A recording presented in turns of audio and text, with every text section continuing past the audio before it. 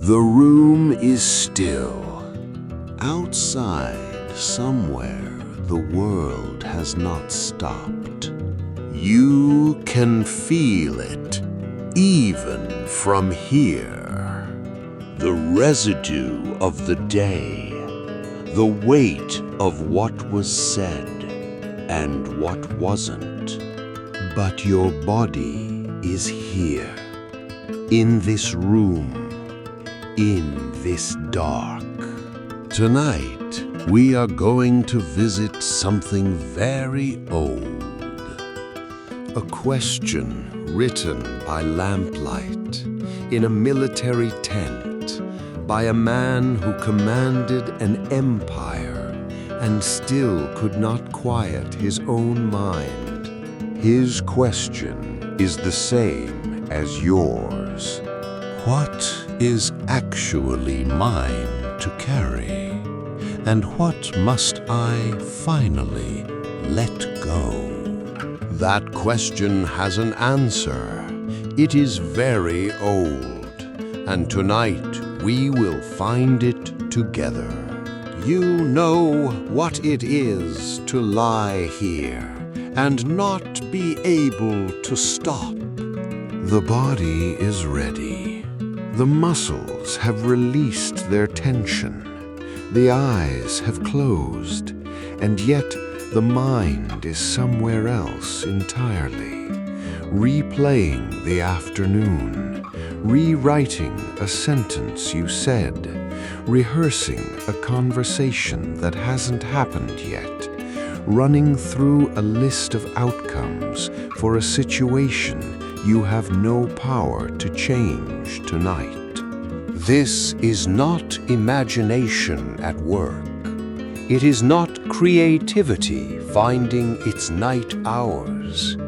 It is something more specific, a kind of labor the mind performs when it believes something important remains unfinished. And in America, that belief runs deep. American culture is built in many ways on the idea that the future is something you can shape. If you prepare enough, if you work hard enough, if you think carefully enough. This belief is not wrong. In many domains, preparation genuinely matters. Effort genuinely changes outcomes. Planning genuinely reduces risk. But the mind that learned this lesson does not always know when to stop applying it. And at 11 o'clock, lying in the dark, with nothing that can be acted upon before morning, the mind that was built for preparation continues to prepare, because it was never taught to do otherwise. What we experience in those hours, the circling, the returning, the urgency that attaches itself to problems that have no solution at this hour, has a name in psychology. Researchers call it rumination, or more specifically, when it concerns the future, worry. But those words are almost too mild. What happens in the restless mind at night is not mild concern. It is an attempt at governance, an effort to control through thinking, something that thinking alone cannot touch. And here is the question that opens this night. What if the real source of that exhaustion, beneath all the surface problems, is not the difficulty of your life, but the gap between what is happening and what you are demanding should be happening instead? Nearly 2,000 years ago, a philosopher proposed that this gap was the central problem of human suffering. He was not a wealthy man. He was not a powerful man. He was, by the legal standards of his time, not considered a man at all. He was property, a slave.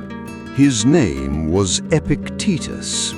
He was born around 50 CE, the first century of the Common Era, in a Greek city called Hierapolis, located in what is now Western Turkey. He was brought to Rome as a slave and owned by a man named Epaphroditus, himself a former slave who had been freed by the Emperor Nero. For the first decades of his life, Epictetus owned nothing, controlled nothing, and could be bought and sold at the will of another person.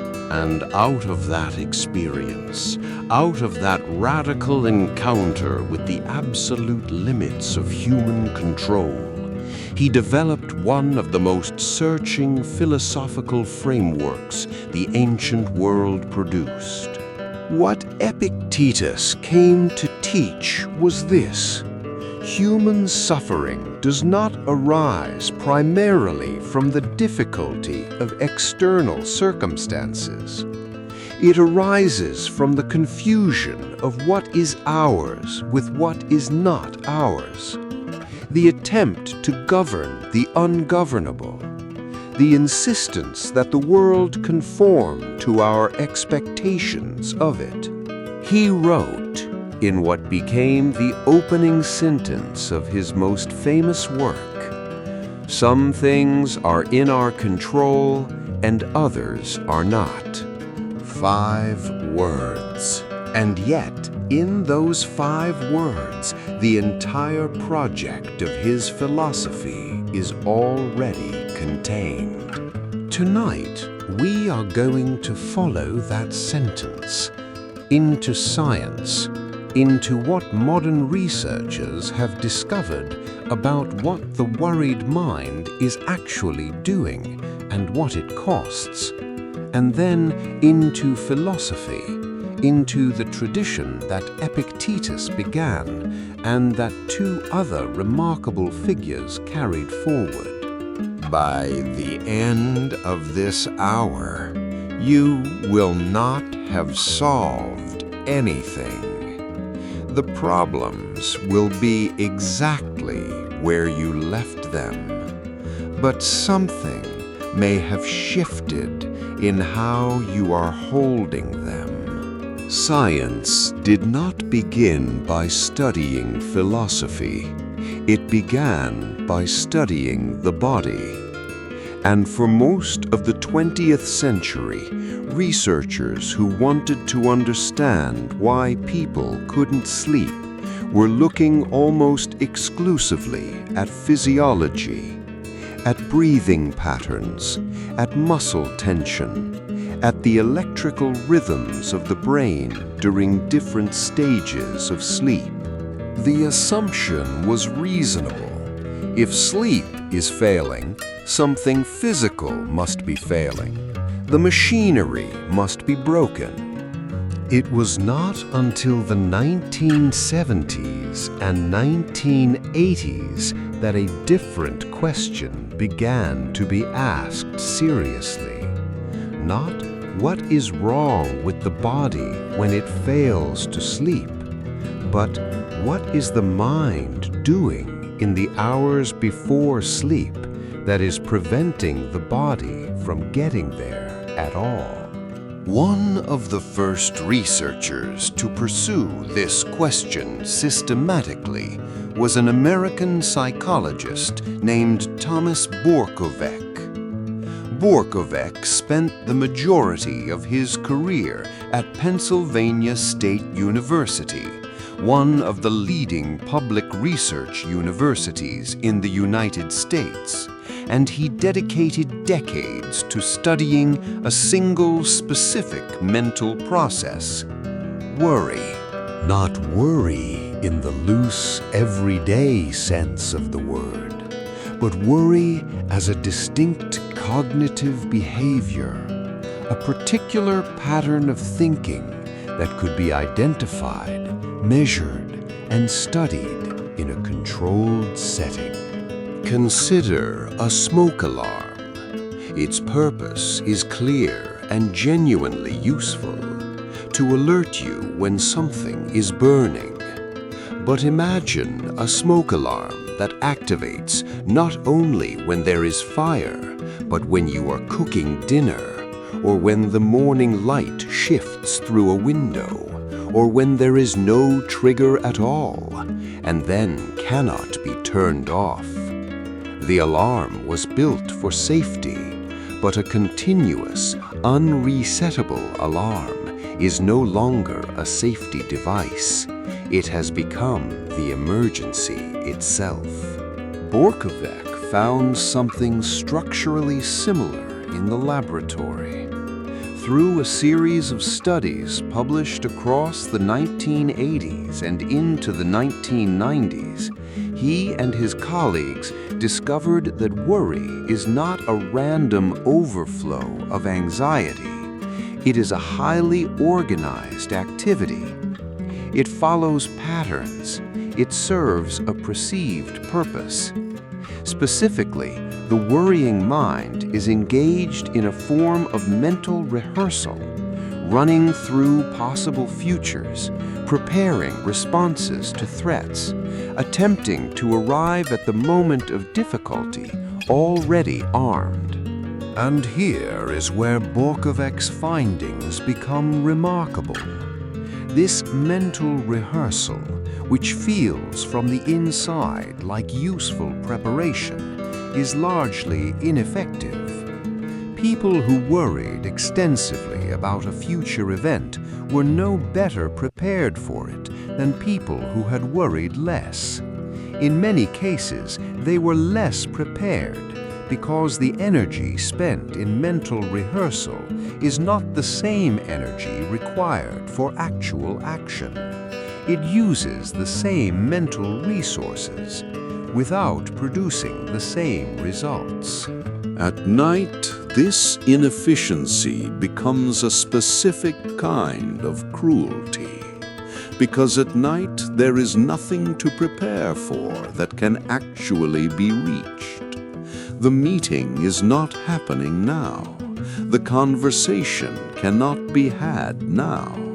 The decision cannot be made now. And yet the worrying mind does not register this. It continues rehearsing, urgently, persistently, as if the moment of action were still available, as if vigilance, maintained long enough, could somehow alter a morning that hasn't arrived. Imagine a musician who, the night before a performance, keeps running through their part in their mind, long after leaving the rehearsal room, long after their hands have gone still. The mental repetition no longer serves the music. It no longer sharpens the fingers or deepens the memory. It only prevents the sleep that would actually restore the body and the mind for what is coming. Borkovec described this as the central paradox of worry. The activity that feels most like control is the activity that costs the most and delivers the least. In the years that followed Borkovec's work, a British psychologist named Alison Harvey, who later moved her research to the University of California, Berkeley, extended his findings and proposed a fuller picture of what the insomniac mind does, not just at night, but across the entire arc of a day. Harvey's research, published in the early 2000s, identified a specific and consistent pattern. People who struggled chronically with sleep had developed what she described as a hypervigilant monitoring system. They scanned, continuously. They watched their own bodies for signs of fatigue. They interpreted ambiguous information, a slight headache, a moment of mental fog at 3 in the afternoon, as evidence that the coming night would be catastrophic. They tracked their own sleep with a kind of anxious accounting that made every deviation from the ideal feel threatening. And this monitoring, Harvey found, was not a flaw of character. It was a learned behavior, a reasonable response to an earlier experience of genuine sleeplessness that had, over time, become decoupled from any specific threat and simply continued on its own. The mind had once been right to be vigilant. The vigilance had, without anyone deciding, become permanent. Think of a security guard who was present during a genuine emergency in a building. The emergency was real. The guard's heightened alertness was appropriate and necessary at that moment. Now imagine the same guard, years later, still patrolling the same building at maximum alert every single night, even in a building where nothing threatening has occurred since. The original reason for the patrol is gone. Only the behavior remains. And because of it, the building never rests. Harvey's model suggested that chronic insomnia is not primarily a disorder of the biological mechanisms of sleep. It is a disorder of attention, specifically of an attention that has been trained over time to remain directed at potential threat and has lost the capacity to release. Around the same time that Harvey was publishing these findings, a neurologist at Washington University in St. Louis named Marcus Reichel made a discovery about the brain that would, in time, give the picture its final piece. Reichel had been examining brain imaging data, looking at which regions of the brain become more active during specific tasks. He noticed something unexpected. When a person in the brain scanner was given no task, when they were simply asked to rest, to think of nothing in particular, certain regions of the brain did not quiet down. They became more active. In a paper published in 2001 in the Proceedings of the National Academy of Sciences, one of the most prestigious scientific journals in the world, Reichel and his colleagues described this network of regions as the default mode of brain function. It came to be called the default mode network, and subsequent research revealed that its primary activity is precisely the kind of thinking Borkovec had been studying: self-referential thought, the mind reviewing itself, its past, its future, its relationships, its unfinished business. Think of the default mode network as an engine left idling. When you are not actively driving, when your attention is not directed outward at a specific task, the engine does not shut off. It runs. And for many people, especially under accumulated stress, this idle is not quiet. It is a continuous low-level review of everything open, everything uncertain, everything that might go wrong. Not a rest, a surveillance. What Reichel's discovery provided was the neural location of what Borkovec and Harvey had described behaviorally. The default mode network was the brain system underlying worry, the place the mind returns to, unbidden, repeatedly, when released from external demand. And so, by the early 2000s, the picture assembled by science looked something like this. The human mind has a deeply ingrained tendency, when given freedom, to return to unresolved concerns. This tendency was almost certainly adaptive across the long history of human survival, genuinely useful for keeping threats in view and plans in readiness. But in the context of modern life, and especially in the context of a culture that prizes perpetual readiness, this same tendency has become untethered from its original purpose. It runs constantly. It monitors without rest. It prepares for a future it cannot reach and cannot change. And at night, when the body finally signals that it is done, the mind, trained to stay awake, trained to watch, does not know how to answer. Which brings us back to Epictetus and to a distinction he made in a different century, a different language, without a laboratory, that the science had just spent 2 decades carefully mapping from the inside.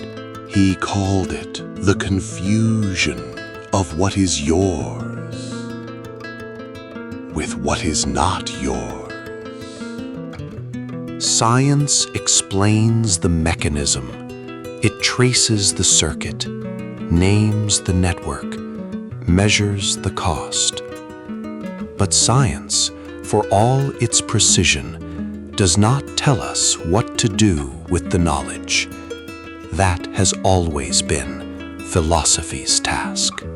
3 figures in the Stoic tradition, writing across more than a century of Roman history, from very different positions in the world, arrived at a shared answer to the problem science would later describe. Not because they had access to brain imaging or cognitive models, but because they had something else: the discipline to observe the movements of their own minds over many years, and the honesty to write down what they found. The Stoic tradition itself began in Athens around 300 BCE, roughly 3 centuries before the Common Era, when a philosopher named Zeno arrived in the city. Zeno was born in Citium, a Greek settlement on the island of Cyprus, around 334 BCE. According to the ancient accounts, he came to Athens as a merchant, was shipwrecked, lost his cargo and most of his possessions, and found himself practically destitute, browsing in a bookshop in the city. He read there a work of philosophy and was so moved that he asked the bookseller where he might find men who lived in the way the book described. The bookseller pointed at a philosopher walking past in the street and said, "Follow him." Zeno eventually founded his own school.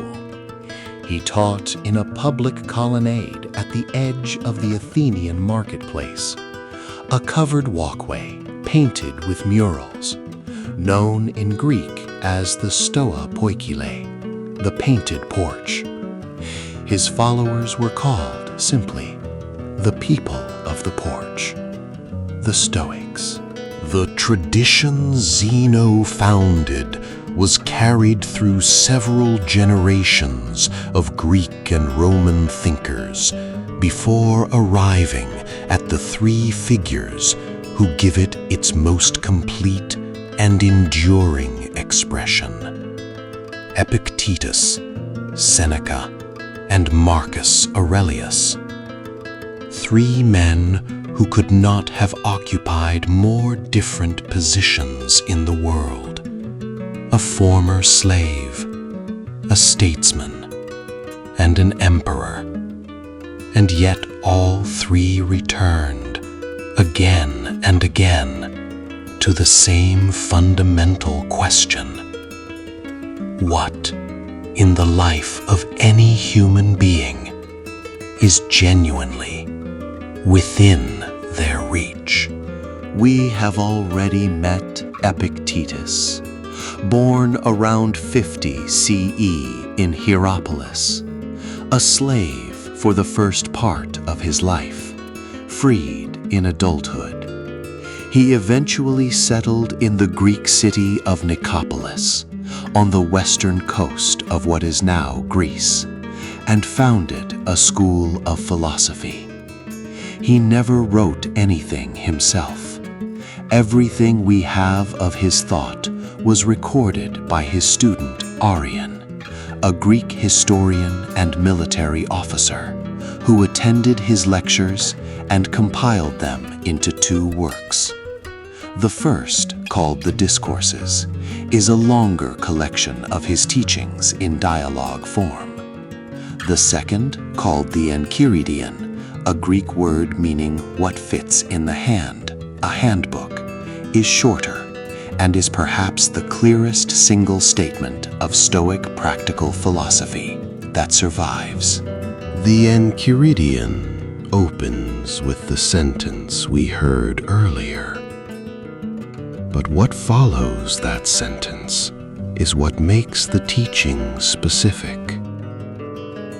Epictetus wrote, "In our control are our opinions, our impulses, our desires, our aversions. In short, whatever is our own doing. Not in our control are our body, our property, our reputation, our position. In short, whatever is not our own doing." Sit with that distinction for a moment. What Epictetus is proposing is not indifference. It is not emotional numbness. It is not a refusal to care. He is proposing something far more precise, that what we experience as suffering, in most cases, arises from a specific error of categorization. We treat things that belong to the world, the behavior of other people, the outcome of events we have set in motion, the judgments others make of us, as if they belonged to us, as if we were responsible for governing them, as if our mental vigilance could somehow bring them under control. Think of a traveler who has booked a train journey.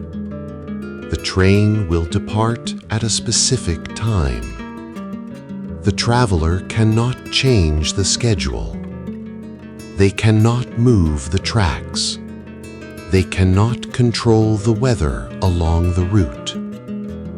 What they can control entirely and without limitation is how they spend the time between now and the train's arrival.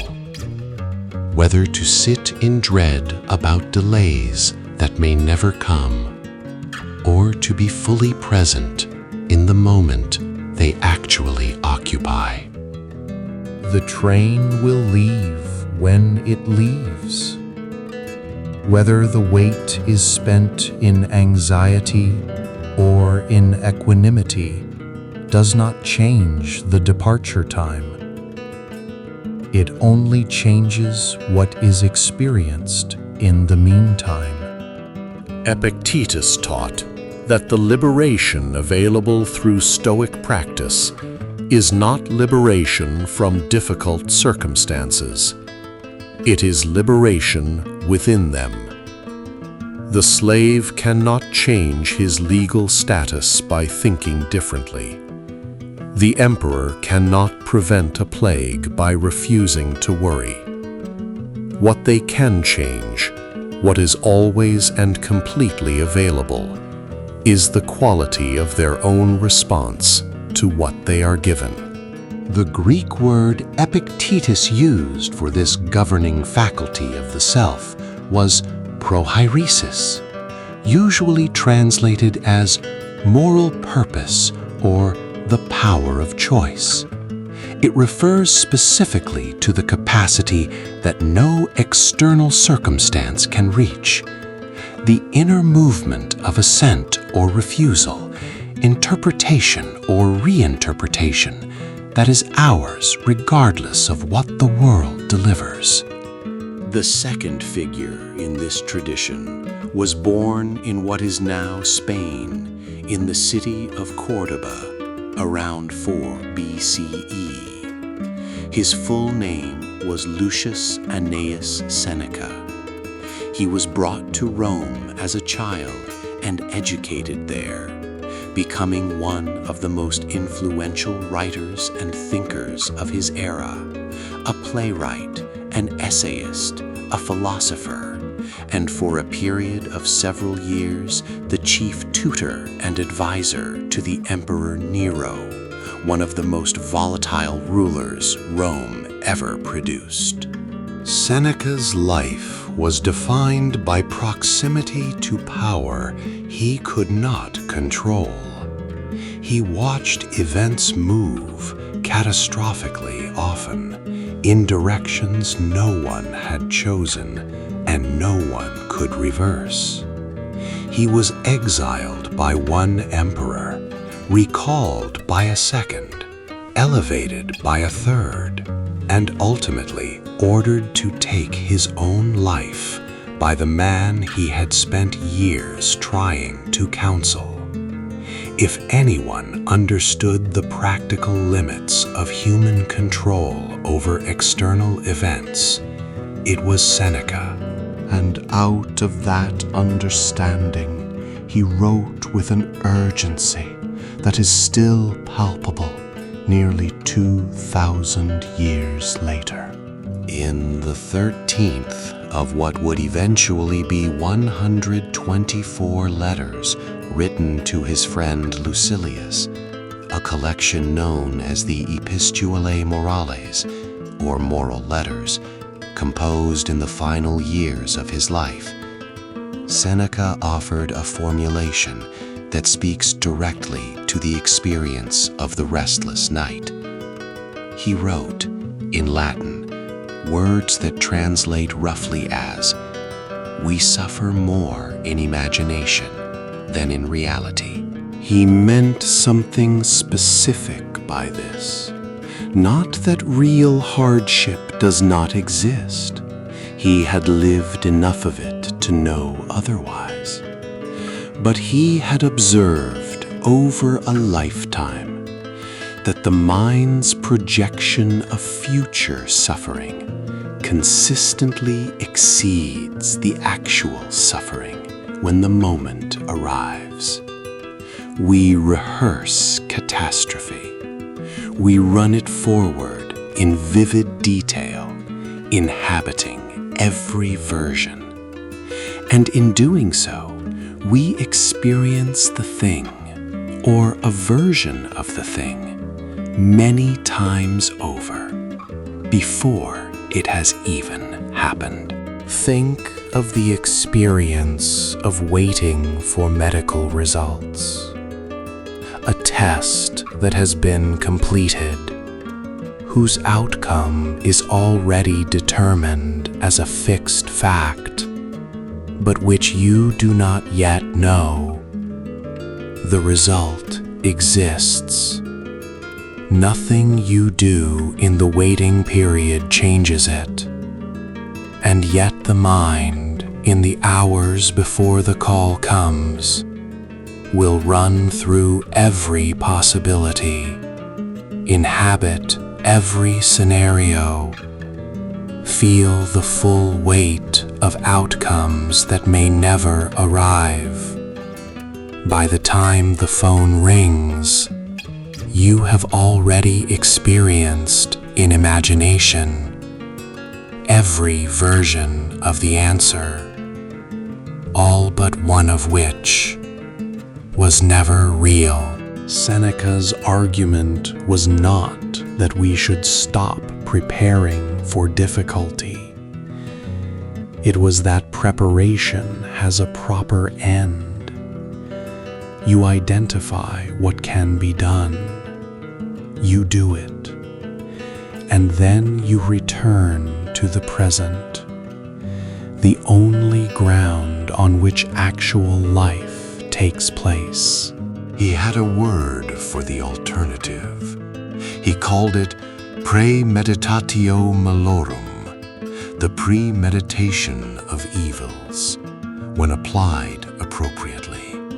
A brief, deliberate rehearsal of what might go wrong, conducted in order to prepare a practical response.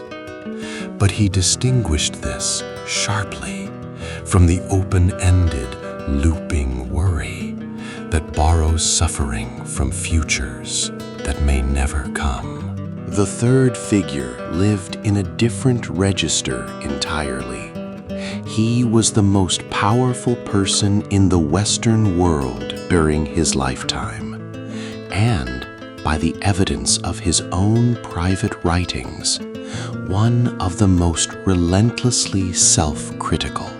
His name was Marcus Aurelius.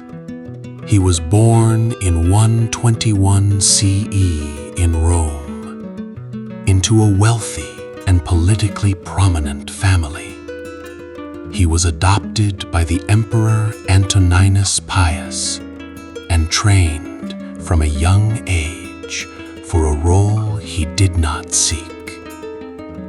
In 161 CE, at the age of 39, he became Emperor of Rome, a position he would hold until his death in 180 CE.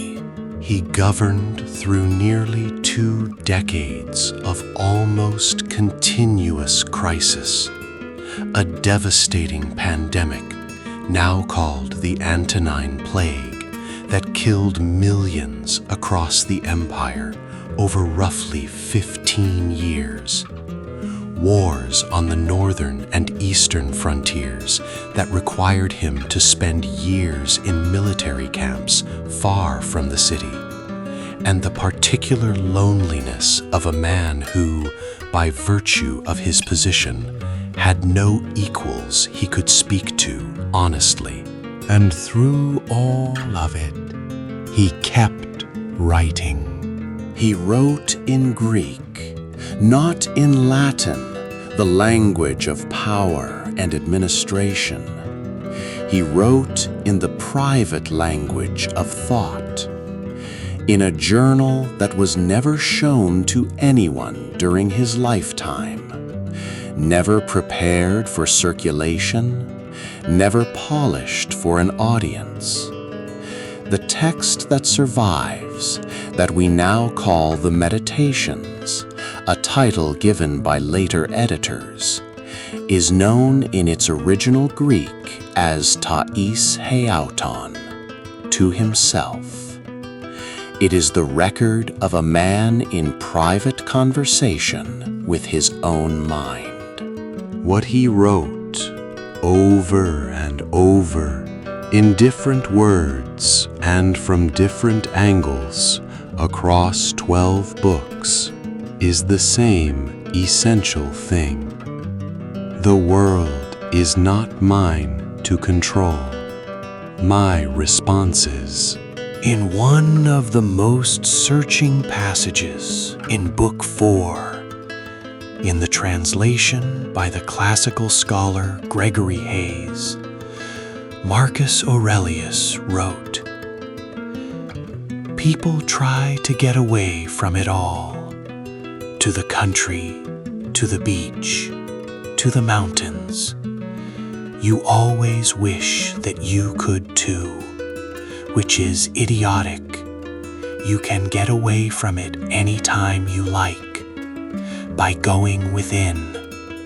Nowhere you can go is more peaceful, more free of interruptions than your own soul."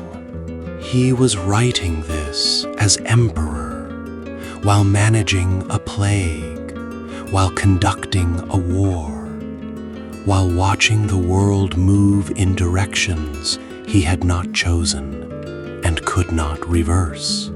And he was writing it as a reminder to himself, not as a polished philosophical argument, as a practice, something he had to return to day after day, because it kept slipping away, because the difficulty kept coming, and the temptation to rage against what could not be changed kept returning with it. What connects these three men, the freed slave, the exiled statesman, the reluctant emperor, is not the similarity of their circumstances. Their circumstances could not have been more different. What connects them is the similarity of their finding. The peace they each described is not a peace that requires the world to become easier. It does not. The world continues to be exactly as difficult as it is. What changes is the relationship between the person and the difficulty. When the mind stops trying to govern what it cannot govern, when the attention withdraws from the ungovernable and returns to what is genuinely, completely, irreducibly its own, something shifts, not dramatically, not like a switch being thrown, more like a tide going out, a gradual clearing. The Stoics had a term for the state this practice makes available. In Greek, ataraxia. It is usually translated as tranquility, but its literal meaning is closer to something more precise.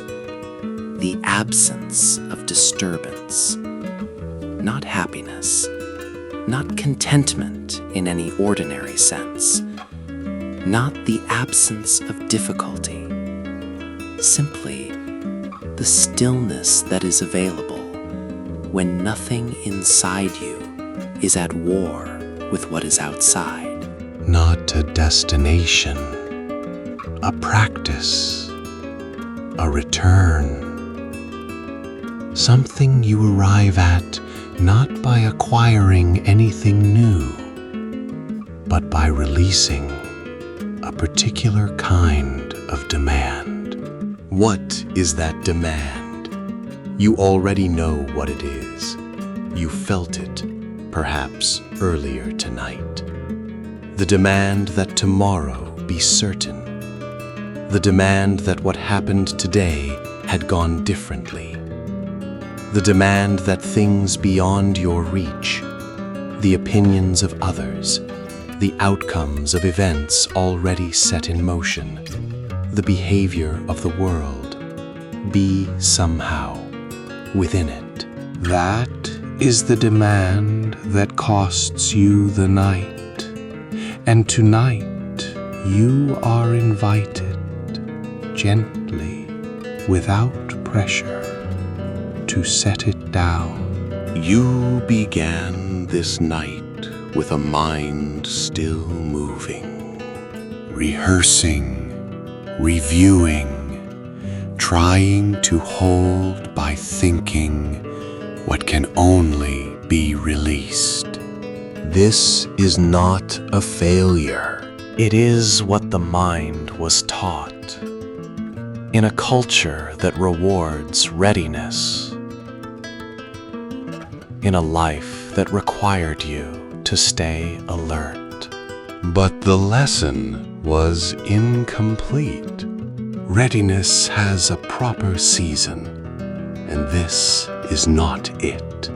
The researchers found this in laboratories, with brain scans, with carefully designed studies run over many years.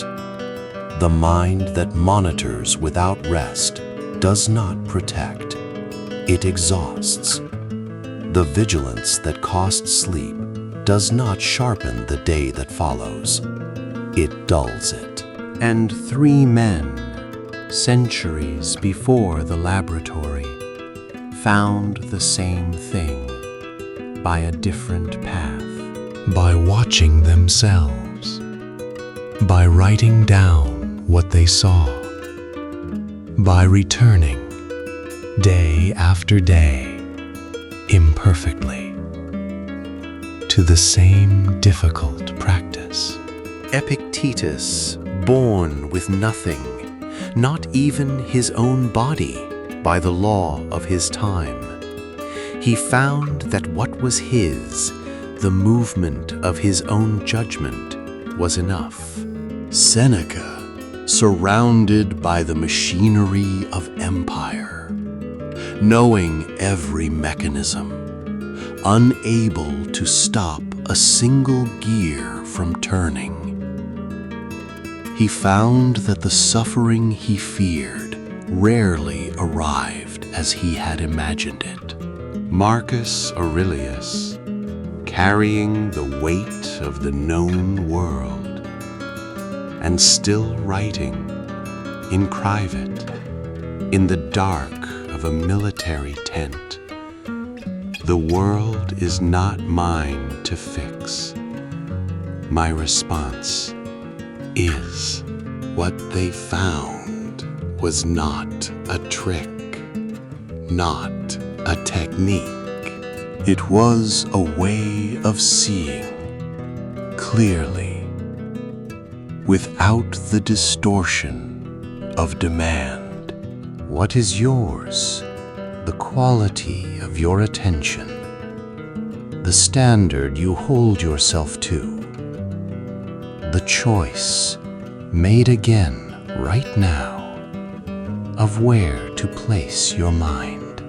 What is not yours? The rest, all of it, the rest. Let it be where it is. Tomorrow is not yours to reach from here. The past has already finished being what it was. What remains right now is only this: the dark of the room, the weight of the body settling, the sound that has been here all along, beneath the thoughts, beneath the planning, beneath the worry that believed itself necessary. The breath drawing in and releasing. Marcus Aurelius returned to this, night after night, in a military camp far from Rome, with a plague somewhere behind him and a war outside the tent. He returned to this, not because it was easy, because it was the only thing that was genuinely his. The choice of where to place the attention. The small, private, unceremonious act of coming back, from everywhere the mind had gone, to here, to now. You can do this too, not as a philosophy, not as a system, as a return from what cannot be resolved tonight, back to the only ground that is actually yours. The room is quiet. The sounds are steady. Nothing is required of you now. The thoughts will finish what they are doing. They always do. The body knows the way from here. It always has. You are allowed to stop. You are allowed to let go. Good night.